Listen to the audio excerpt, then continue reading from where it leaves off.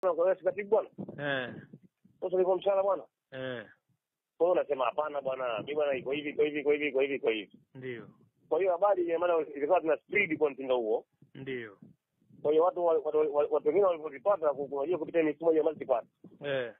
Walipopata wakarusha kwenye kuna moja group linaitwa Kilwa Group. Ndio. Wakarusha yule mshaji kumbe ni dereva wa Chama cha Mapinduzi pale wilaya anaitwa Abasi. Ndio. Ndio. Kwa hiyo akapeleka pale akatoa kwenye clip yake pale kwenye group. Ndio. Kwamba mbunge analipwa mshahara na serikali wa dereva kidereva hana. Ndio. Kwa hiyo pili akasema tangu mwajiri katibu hajamlipa mshahara mpaka hivi leo. Ndio. Jamaa akasema katibu amekuwa ombaomba. Ndio. Akarusha ile kwenye mtandao. Kwenye FB maana kwenye FB. Ndio. Kwenye FB watu watakuwa wakaingia wakaona. Ndio. Walivyoona wao wakaanza kuifanyia kazi. Wakanipigia simu mimi tarehe 26 mwezi wa 9. Ndio. Wakanihoji maswali machache nikawajibu. Ndio. Wakanipa order tarehe 27 nifike ofisini. Ndio. Ndio. Nikafika ofisini saa 2:30 wakanihoji nikathibitisha kwamba masuala ya dereva najua mwenyewe. Ni dereva yake simjui, lakini masuala ya mshahara si kwamba yanalipa mshahara tangu ajiri. Isipokuwa namdai mshahara from July to September. Ndio. Ambayo nilikuwa imesimama kama 600,000 laki mahali. Ndio. Alichokifanya baadaye yule mtoto Guru alichokifanya akapiga simu akapiga simu kwa mwasibu wa bunge. Ndio. Umeona wakamuuliza wakamhoji mwasibu wa bunge si Kandosi kitu kama hiyo kitu kama hiyo. Ndio. Akaeleza pia alikuwa kazi akasema jioni waongee. Ndio. Baadaye chifu wa TAKUKURU pale wakilwa anaitwa Mr. Tambode sawa kidogo. Umeona na yeye akampigia simu mbunge. Ndio. Mbunge akapokea simu akahojiwa. Akapewa oda Ijumaa fani afike ofisini akafika TAKUKURU. Ndio. Akaenda akahojiwa akakubali kwamba kweli mimi sijamlipa mshahara anaendai kweli. Ndio. Akauliza kwa nini unafanya hivyo wakati pesa ni pesa maalum? Akasema mimi nilikuwa na madeni mikopo. Akaambiwa mikopo hii wewe unakopa hela zako kwa nini ukope hela za wenzio? Ndio. Umeona basi bwana akaomba excuse pale. Akaahidi kwamba angelipa Jumatatu. Ndio. Kwa maana ya tarehe 9 mwezi wa 10. Ndio. Kwa hiyo Jumatatu saa 8. Ndio. Alipoona mambo hayako fresh Jumatatu saa 5 tu akaenda pale akaripoti pale kituoni. Akasema akaahidi kwamba atalipa kesho yake Jumanne. Tarehe 10. Ndio. Kwa tarehe 10 akalipa zile pesa. Na mimi nikakabidhiwa pesa zile Jumatano. Ndio. Umeona ingawa pia zilikuwa zimepungua kutoka kwenye 6 zikawa kwenye 560. Ndio. Umeona bwana? Kwa hiyo from there ile bwana tayari akawa amekasirika. Ndio. Yeye na watu wanaomunga mkono akidai kwamba mimi nimemdhalilisha. Ndio. Lakini mimi nikasema mimi sijamdhalilisha kwa sababu mimi sio niliyotuma ujumbe kwenye FB. Ndio. Umeona? Na mimi sifungu mdomo kunungunika kwa mtu yote yule. Sasa kama kuna mtu amechukua ile opportunity hiyo ya kupeleka kwenye FB. Mtu anaweza kuona mbaya lakini kwangu mimi ilikuwa ni nzuri kwa sababu ilisababisha nipate haki yangu. Sawa. Sasa kwa hiyo kuanzia hapo yule bwana manake amekasirika ongei na mimi. Akawa anamtuma mwenyekiti wa halmashauri Abu Musa ili anaandikie barua. Ya kuaisha kazi. Abu akanitumia message mimi naye. Ndio. Umeona nikamwambia wewe inakuhusu nini? Wewe mwenyekiti wa halmashauri fanya majukumu yako. Kwa nikamweleza na watu kwa kweli wakawa wanamueleza kwamba wewe inakuhusu nini na hivi na hivi mpaka lakini akarudi nyuma akufanya vile. Kwa hiyo tarehe 18 mwenyewe bwana mkubwa akaenda stationari akaandika barua hiyo ambayo unaiona hiyo ulionayo. Ndio. Kwa hiyo yakawa ndo hayo.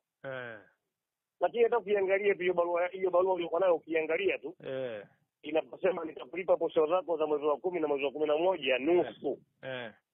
Sasa ili uone kwamba haiko vizuri. Tarehe 18 unasemaje unamlipa mtu mshahara nusu wakati sheria inasema mtu akifanya zaidi ya 14 alipo mshahara kamili. Ndio. Sasa manake hapo alichokifanya umeona ametumia tu sehemu ya yani standby, sehemu ya kusimama. Lakini kweli ni kwamba yeye amechukizwa na kile kitendo cha yeye yani jamii kujua kwamba yeye alipi mishahara watu wake. Ya, kwa hiyo hapo alichokifanya hapo manake tunasema kama ni the truth can made ndio alichokifanya. Kwa ukweli unaweza kutengeneza, kwa hiyo katengeneza ukweli. Kwa sababu barua hiyo hiyo alipokutana na mkuu wa mkoa kwenye shule ya sekondari hiyo Mtanga, kwenye mchango aliambiwa wewe toa mchango, akasema mimi ofisi yangu ilishaingia kupitia bodi. Akiwa na maana anazungumzia ile kazi yangu ile. Hapo kipindi kile iko Dodoma. Kwa hiyo pale kwa mkuu wa mkoa anabainisha pale kwamba yeye ofisi yake imechangia kwenye bodi kupitia ile contribution ambayo mimi nimefanya. Ambayo yeye anaitambua, sio kwamba haitambui, isipokuwa hakushiriki kutoa pesa kwa ajili ya kutengeneza vitabu na vitu vingine. Umeona sisi tena na mkuu wa shule pale. Na jambo lile maana limepita katika system yote. Ofisi ya mkuu wa wilaya inajua. Mkurugenzi anajua. Mkuu wa mashauri ya diwani anajua. Mkurugenzi wa mamlaka mji mdogo anajua nakala ipo. Ndio. Afisa elimu sekondari nakala ipo. Ndio. Shuleni wanaandika na wamecomment kwamba kuna umuhimu wa jambo lile. Na kipindi kile barua ilipitia chini ya mkuu wa wilaya ambaye nakala na ushauriano mkuu wa wilaya Jumane Njwayo. Ndio. Lakini hata mkubia gani alijua kwa sababu tulizungumza vile vile katika kuipelekesha. Ndio. Kwa hiyo hali ndio iko hivyo. Ya, kwa hiyo kimsingi yeye anatengeneza tu vitu ili kupata tu hoja za kuweza yani mimi kunilash out maana yake. Lakini kweli ni kwamba kuna kitu anaficha nyuma yake. Na hiyo message unasema kwamba mtu aliyetumiwa hiyo barua kwamba yeye akufukuze wewe kazi, unasema unayo hiyo message? Yani yeye Bungala alipokuwa bungeni. Ina maana alimtumia message ya Abu. Ndio. Abu ambaye yeye msaidizi ni mwenyekiti wa halmashauri. Okay. Ambaye mwanzo alikuwa ni katibu wa mbunge. Ndio. Ambaye hata yeye mwenyewe walidaiana madai mpaka kufikia milioni 1.8 na something hiyo. Na document yenyewe ipo na nimetembeza kwenye system yote, document ipo. Ambaye huyo naye alimlipa au akumlipa mpaka leo? Hawakulipana mpaka leo. Na kama walipana ndio wenyewe kabisa kimsingi kwamba hivi sasa hivi ameshakuwa mwenyekiti. Wa halmashauri na diwani. Okay. Kwa namna moja au nyingine atakuwa amemsaidia, lakini kimsingi hoja hiyo ilikuwepo, sio kwangu mimi tu imeanza. Okay. Na document ipo, mimi nimetembeza kwa sehemu zote tu ipo. Unayo hizo document kwenye soft copy unazo? Document mimi nayo kwa sababu document yeye Abu alinipa kipindi kile, akamwambia mimi ni rafiki yangu.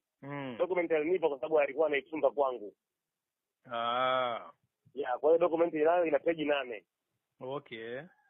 Na yeye kutokana na matatizo kama hayo ya kutoa mshahara aliwe kufunga ofisi miezi 2, ofisi ya mbunge ikawa haifanyi kazi. Okay. Na ndani ya document anasema ndani ya document kwamba nilifanya hivi. Kwa hiyo maana yake hii sasa imekuwa ni kawaida yake kufanya hivyo vitu, kutokulipa watu. Anatumia mamlaka yake vibaya. Sasa mtu anaonekana pengine sio mtu mzuri kwa jamii. Na nini mapenzi, lakini yao tutaangalia baadaye.